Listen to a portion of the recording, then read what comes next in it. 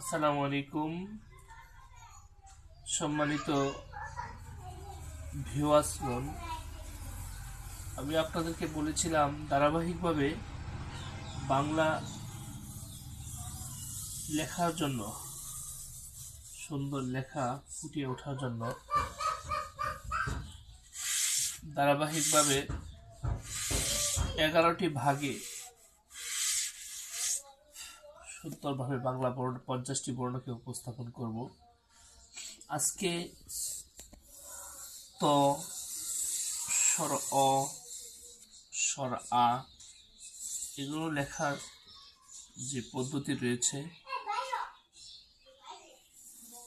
বাচ্চাদেরকে যদি এভাবে লেখানো হয় তাহলে আশা করি ইনশাল্লাহ বাচ্চারা অতি সহজে লেখাগুলো শিখতে পারবে। স্বর আ লেখানোর সময়, ত এবং স্বর ও লেখানোর সময় একটি মাত্রা দিয়ে লেখাতে পারবেন। স্বর আ লেখানোর সময় নিচের মাত্রায়, একটু নিচের মাত্রায় লেখাটা নেবেন। স্লেটে লেখাতে গেলে বাচ্চাদেরকে স্বর আ লেখানোর সময় এক ঘর নিচে নেবেন।